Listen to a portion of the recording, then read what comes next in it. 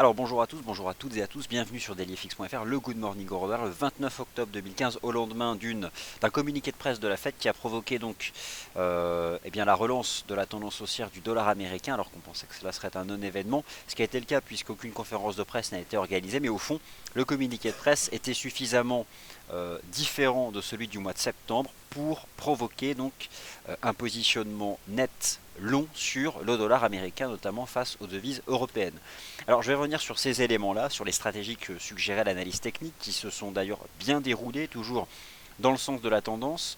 Je vais revenir sur la macroéconomie américaine qui est très chargée, avec aujourd'hui le PIB des États-Unis, première estimation au titre du troisième trimestre, et on va tout de suite pouvoir vérifier si l'opinion de la Réserve fédérale des États-Unis se vérifie dans la réalité, tout simplement parce que la Fed estime que l'économie américaine est globalement étanche au contexte économique mondial, en tout cas suffisamment résiliente. Alors le troisième trimestre, on sait que c'est celui qui représente un enjeu, notamment pour l'impact du ralentissement de la demande chinoise sur la croissance économique mondiale. C'est donc aujourd'hui que l'économie américaine va devoir faire ses preuves avec ces chiffres du PIB attendus en début d'après-midi aux États-Unis, 13h30, bien parce que les États-Unis ne sont toujours pas passés à l'heure d'hiver, ce qui sera le cas dimanche prochain. Alors vous avez sous les yeux l'avertissement sur les risques liés au trading des devises et des CFD. Moi, je vais revenir sur toutes les stratégies de l'analyse technique, sur l'USD-CHF, l'euro-dollar, la UD-USD, avec au fond hier sur l'euro-dollar et la UD-USD des drapeaux techniques qui étaient donc baissiers. C'était les figures classiques de pause avant relance de la tendance baissière et donc qui ont bien fonctionné. Pour quelles raisons? Eh bien, pour des raisons fondamentales. Alors, en clair, la Réserve fédérale des États-Unis, elle a quand même envoyé un message qui a soutenu le dollar américain. La conséquence immédiate sur le marché des contrats futurs, c'est un changement assez brutal dans la probabilité de voir la Fed agir en décembre. Je pense que la Fed n'agira pas en décembre, mais cela continue d'entretenir les spéculations. Avant le communiqué de presse de la Fed, la probabilité de voir la Réserve fédérale monter ses taux en décembre, je vous remonte cette capture d'écran Bloomberg, laissez-moi juste aller la chercher, je l'avais hier, voilà elle est là. Donc ça, vous avez sous les yeux les statistiques avant le communiqué de presse de la Fed. Je vais vous donner maintenant les nouvelles statistiques. C'était 34%. 34%, la probabilité implicite selon le prix des contrats à terme négociés sur le taux d'intérêt des Fed Funds, pour être précis, à la bourse de Chicago, elle était de 34%. Et bien désormais elle est de 46%, ce qui permet immédiatement de comprendre comment le marché traduit le communiqué de presse de la Fed. Alors, la Réserve fédérale des États-Unis a été surprenante, je dirais, selon deux aspects. Le premier aspect concerne l'économie américaine dans sa partie domestique, et notamment les chiffres de l'emploi du mois de septembre. Rappelez-vous, les chiffres de l'emploi du mois de septembre qui avaient été très décevants, qui avaient d'ailleurs provoqué une réaction baissière sur le dollar américain. Bien, ce que nous dit la Fed, c'est qu'elle ne s'inquiète pas des chiffres de l'emploi. Elle estime que c'est temporaire, ce qui donne encore plus d'importance au prochain rapport sur le marché du travail aux États-Unis, qui sera publié vendredi 6 novembre. Et autant vous dire que le rapport du vendredi 6 novembre a intérêt à être bon. En tout cas, n'a pas intérêt à manquer le consensus, parce que là, le message de la Réserve fédérale des États-Unis ne serait plus compris. Deuxième chose qui avait été mentionnée par la Fed en septembre, le contexte économique mondial. Ça, c'était une nouveauté. Généralement, la Réserve fédérale des États-Unis ne s'inquiétait pas, et notamment du ralentissement de la demande chinoise. C'est comme ça que le ralentissement de la croissance économique chinoise se transmet au monde à travers le commerce international. Parce que la demande chinoise, donc le niveau des importations chinoises, c'est décisif pour de nombreux produits, notamment les matières premières, mais pas seulement. Il y a aussi de nombreux produits industriels, de consommation courante, etc. Alors, ce que nous dit hier la Réserve fédérale des États-Unis à ce sujet-là, c'est que l'économie américaine est forte et que concrètement, les inquiétudes sur le contexte mondial sont moins forts que ce que la Fed avait comme inquiétude en septembre. Alors, surprenant tout de même, comme communiqué de presse, sachant qu'il provoque un effet immédiat sur le taux de change, et alors que toutes les banques centrales mondiales, la Banque centrale du Canada, celle d'Australie, celle de la zone euro, celle de Chine, agissent volontairement en utilisant un verbe bien précis pour créer un phénomène de dépréciation du taux de change et donc aller chercher de la croissance économique à l'export par la compétitivité change, eh bien la Fed ne semble pas se soucier de cette compétitivité change pour ces entreprises. Et donc mécaniquement, le dollar américain poursuit sa phase de reprise haussière en place depuis la fin du mois de septembre, essentiellement face aux devises européennes, notamment l'euro et le franc. Alors, c'est donc la première conséquence, avant que j'en vienne au graphique intraday et aux stratégies sur les paires majeures, 46% la probabilité implicite de voir la Fed agir en décembre. Et alors, imaginez-vous dans quel contexte on se situe. Euh, le cours de l'euro-dollar, il reste sous la pression baissière de la distorsion des politiques monétaires, mais imaginez à quel point. C'est-à-dire qu'en décembre, le 3 décembre, le marché attend un QE2 de la BCE. Et 2 semaines plus tard, potentiellement une Fed qui relève ses taux. Alors c'est, je dirais là, la distorsion monétaire la plus forte à envisager. La première qui étend son quantitative easing, la deuxième qui pourrait, elle ne le fera pas je pense, mais toujours relever ses taux. C'est donc le cœur du marché d'échange depuis plusieurs années, mais là il est vraiment exacerbé, la divergence des politiques monétaires, qui se traduit donc par le taux de change euro-dollar, par l'entretien de cette dynamique baissière sur globalement tous les horizons de temps. Vous avez sous les yeux les bougies horaires, avec donc hier la résolution baissière sur le taux de change euro-dollar d'une structure en drapeau sous la résistance majeure des 1,11 $. Rappelez-vous, les 1,11 $ qui avaient été le support de la dynamique tout au long du mois d'août et du mois de septembre, et bien au fond, hier, avant la Fed, il y a eu un pullback parfait sous les 1,11 $. Le marché est donc sorti par le bas de son drapeau. Je confirme la cible que je défends depuis plusieurs semaines pour le taux de change euro-dollar à 1,0850. Alors maintenant, qu'est-ce qu'on fait? Eh bien, on fait comme en début de semaine, on a fait une jambe de baisse, là on fait une petite reprise en drapeau. L'amplitude maximale de rebond c'est 1,0990. Je ne suis pas sûr, franchement, qu'on soit en mesure de remonter à 1,0990. On fait maintenant un petit drapeau.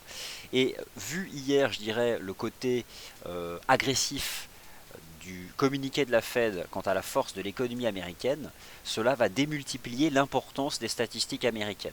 Parce que si les statistiques américaines ne vont pas dans le sens des anticipations de la Fed, alors là, c'est là où ça peut créer de la volatilité sur les marchés.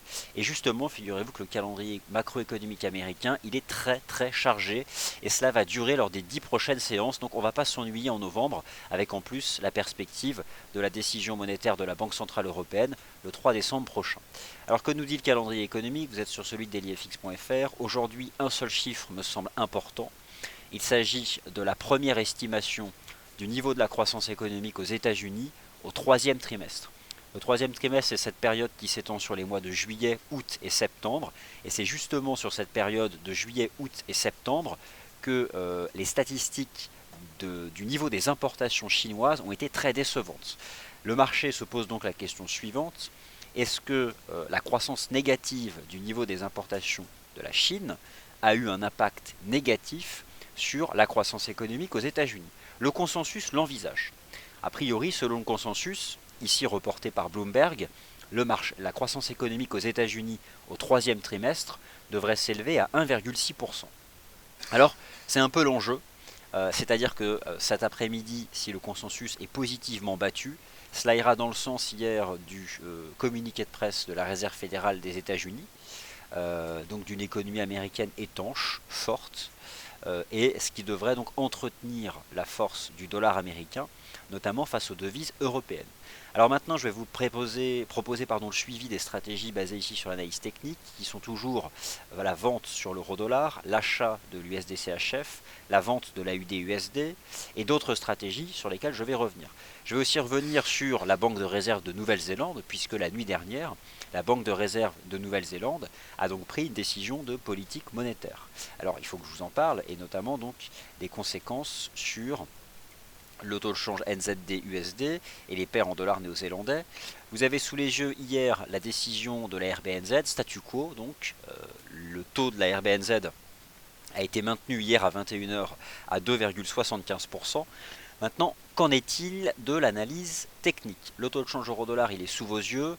Je suis satisfait réellement de la force de l'analyse technique, surtout quand les tendances sont bien établies et basées sur des fondamentaux bien lisibles. Hier, en live avec Sylvain, vous avez d'ailleurs même en amont de la Fed adopté une stratégie de vente justement basée sur cette analyse technique. Donc c'est vraiment une belle stratégie qui vous a fourni en temps réel. Et je pense que maintenant, dans une espèce de petite structure de reprise hyper standard en analyse chartiste, une jambe de baisse hier qui est vraiment, mais alors pour le coup, on ne peut pas faire plus vertical. C'est un mât baissier, un mât. Et puis, si vous êtes adepte d'ouvrages d'analyse graphique de base, eh bien lorsque le marché fait un mât comme ça, et ensuite une toute petite reprise latérale légèrement haussière, on parle d'une figure en drapeau, à l'image d'ailleurs de ce que le marché avait construit lundi et mardi, dont la probabilité la plus forte est la reprise de la tendance sous-jacente et donc qui est parfaitement baissière sur le taux de change euro-dollar. L'amplitude de la reprise m'est inconnue, mais j'estime que si le marché se reprend vers 1,0990, il s'agira à nouveau d'un bon point de vente pour viser 1,0850. Quel est l'argument sur lequel je m'appuie pour viser 1,0850 en novembre? C'est toujours la même chose. Le marché a 4 semaines devant lui pour établir des scénarios sur ce qu'annoncera la Banque Centrale Européenne en décembre. Tous les scénarios sont ouverts, toutes les hypothèses sont à envisager, ce qui signifie que les banques, les gérants, les économistes vont tricoter des scénarios, des spéculations, et c'est sur la base de ces spéculations que le taux de change euro-dollar devrait rester sous pression. Alors, voilà en tout cas pour l'instant ce que semble indiquer l'analyse technique. Il y a une façon assez efficace de trader le taux de change euro-dollar, c'est d'associer les niveaux de résistance de l'euro-dollar avec les niveaux de support de l'USD-CHF. Alors pour quelle raison? La corrélation négative parfaite entre l'euro-dollar et l'USD-CHF n'existe plus depuis que la Banque nationale suisse a levé son seuil face à l'euro. Malgré tout, la Banque nationale suisse s'ajuste généralement de manière agressive à ce qu'envisage de faire la Banque centrale européenne. En clair, si la Banque centrale européenne étend son programme de quantitative easing en décembre, ou rend davantage négatif son taux de dépôt, autant vous dire que la Banque nationale suisse fera la même chose, voire ira encore plus loin, parce que la préoccupation de la Banque nationale suisse, et elle le dit ouvertement, c'est le taux de change euro-CHF. Et d'ailleurs, j'avais observé des pressions haussières en début de semaine sur le taux de change euro-CHF, ce qui fait que l'USD-CHF présente une tendance haussière mieux construite que la tendance baissière du taux de change euro-dollar. Et je suis satisfait puisque le taux de change USD-CHF, je vous parle d'un objectif depuis plusieurs semaines qui est simple à retenir, c'est la parité. 1 dollar américain égale 1 franc. Et bien actuellement, le dollar américain vaut 0,9930 francs. On y est presque. On a donc dépassé hier les 0,99 francs. Je pense que cela peut se poursuivre. On fait une espèce de consolidation latérale et il y aura probablement, après un retour sur les 0,99, une nouvelle impulsion haussière en direction de pour le coup, la parité. Alors la parité sur l'USD-CHF ne signifie pas la parité sur le taux de change euro-dollar. Pour quelle raison? Parce que le taux de change euro-CHF n'est pas à la parité, tout simplement. Donc ça, ce sont les deux stratégies, je dirais, hyper corrélées à ce thème de la divergence des politiques monétaires entre la Banque Centrale Européenne et la Réserve Fédérale des États-Unis. Alors parmi les paires majeures, la plupart d'entre elles sont de toute façon corrélées fortement au positionnement vis-à-vis du dollar américain. Le taux de change AUD-USD, c'est aussi limpide du point de vue des fondamentaux que la stratégie de vente de l'euro-dollar. La UD-USD, c'est short. C'est short pourquoi? Eh bien parce que les chiffres de l'inflation presque catastrophiques publiés en début de semaine en Australie ont amené la Banque de réserve d'Australie à annoncer presque clairement qu'elle abaissera pour la 3e fois ses taux cette année. L'analyse technique suggère que la tendance baissière a été reprise à la cassure des 0,7180. La vente de la UD-USD est au moins une aussi bonne stratégie que la vente du taux de change euro-dollar ou que l'achat de l'USD-CHF. L'analyse technique est hyper propre. Le marché hier construisait une figure de reprise en drapeau ou biseau d'élargissement légèrement haussier. Le marché en est sorti par le bas et au moment où je vous parle, il a déjà effectué le pullback sous la résistance à 0,7120, reprend donc sa dynamique de baisse et je pense que le taux de change AUD-USD va se replier en direction des 0,7040 lors des prochaines séances. Alors un mot maintenant sur le NZD-USD. Le taux de change NZD-USD est exactement dans la même configuration technique que l'AUD-USD avec un peu de retard. Il évoluait dans un triangle, il en est sorti par le bas. Le NZD-USD réengage donc sa tendance baissière à la cassure des 0,67 $ en sortant par le bas d'un range 0,67-0,69. Je pense que ce marché va se replier en direction des 0,65 $. Le GBP-USD se replie, mais de manière beaucoup plus progressive, parce que dans le cycle monétaire, la Banque d'Angleterre et la Réserve fédérale sont assez proches, mais dans tous les cas, ça reste baissier, et je pense que le GBP-USD va se replier en direction des 1,52 $. Alors maintenant, soyez attentifs. Bon, j'espère que vous l'étiez déjà, mais soyez-le un peu plus, s'il vous plaît. Le taux de change USD-Yen, c'est deux choses. C'est à la fois le positionnement net acheteur sur le dollar américain, mais c'est surtout la perspective, la nuit prochaine, à 4 h du matin, de voir la Banque centrale du Japon annoncer la phase numéro 19 de son programme de quantitative easing. Alors ça peut paraître énorme, mais c'est le cas. Il s'agira de la 19e fois, si elle agit, que la Banque centrale du Japon étend son programme d'achat d'actifs financiers, d'ailleurs très varié, hein. C'est d'ailleurs pour ça que le quantitative easing de la Banque centrale du Japon, c'est un qualitative and quantitative easing. C'est-à-dire qu'il y a une certaine quantité d'actifs qui est achetée, mais en même temps c'est très varié. Donc c'est jugé comme étant qualitatif par la Banque centrale du Japon. Bon, tout ça c'est du verbe, mais c'est fait pour justement créer des tendances sur les marchés. Le taux de change USD-Yen est aussi très corrélé au risque, et le fait que les banques centrales principales défendent une politique monétaire accommodante soutient le marché action. Admettons tout de même que si hier la Réserve fédérale des États-Unis a maintenu le statu quo, elle a quand même un discours qui a renforcé, même si je pense qu'elle ne le fera pas en 2015, peut-être même pas au premier trimestre 2016, qui a renforcé sa probabilité d'intervention en décembre prochain. Alors, l'attrait pour le risque ne s'est pas autant manifesté qu'envisagé. Il y a réellement davantage de conséquences sur le marché des changes. Tout à l'heure, dans le point matière première de 10h30, vous allez aussi avoir un point once d'or. L'once d'or a peut-être, mais c'est difficile once d'or, peut-être cassé un support.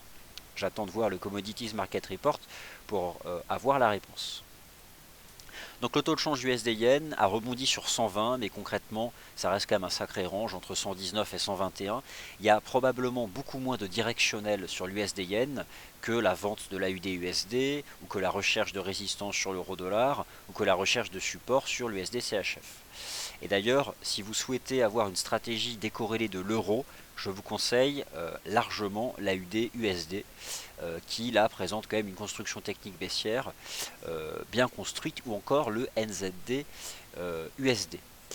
Alors, écoutez, voilà, je pense avoir couvert toutes les paires majeures. Je vais quand même vous dire un mot sur le taux de change USD-CAD. Alors, taux de change USD-CAD qui a violemment corrigé hier parce que le pétrole s'est repris. Et vous pouvez observer aujourd'hui la reprise de la tendance haussière de l'USD-CAD. Ça a été tendu. Admettons que la cassure des 1,3130 a pu sortir des stratégies de trading. Mais dans tous les cas, ça relance. Et je pense que l'USD-CAD va repartir en direction des 1,3280. Et en fait, hier, il a presque piégé un peu à la baisse. Et là, ça repart à la hausse. Donc, c'est hyper haussier pour revoir les 1,3280. Je vous montre le GBP-CHF. Il a cassé les 1,5120. Signal d'achat sur le GBP-CHF. Et je pense qu'on peut se positionner sur les 1,5118 dans le sens de la tendance, même si j'ai une préférence pour l'USD-CHF lorsque ce marché reviendra au contact d'un niveau de support.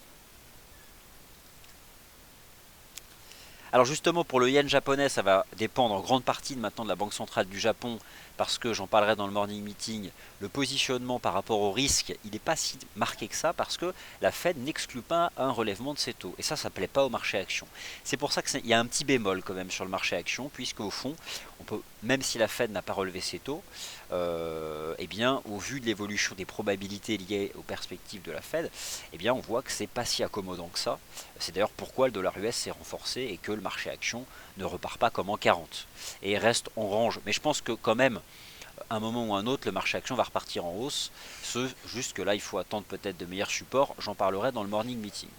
Alors, il y a des questions sur les indices boursiers, j'en parlerai plus tard. Il y a une question de Kerzelen sur le GBP Yen et je vais en parler parce que sur le GBP Yen, j'avais donc hier une anticipation positive au-dessus donc de ce canal haussier. Le marché est toujours dans le canal haussier, donc j'ai pas changé d'avis.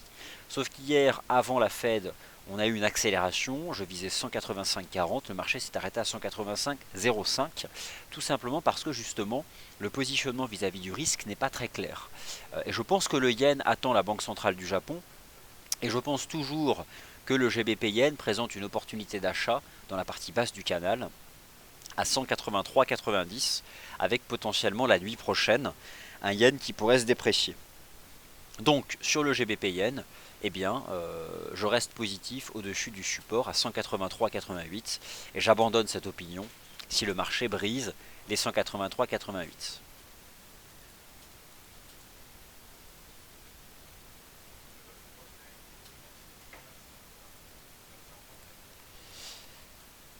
Voilà, écoutez, je pense avoir couvert tous les actifs du Good Morning Euro Dollar. Merci d'avoir été attentif. Je vous retrouve pour un point beaucoup plus complet, large, global, les indices boursiers notamment à 11h pour le morning meeting. Prochaine émission à 10h30 sur les matières premières. Merci à tous.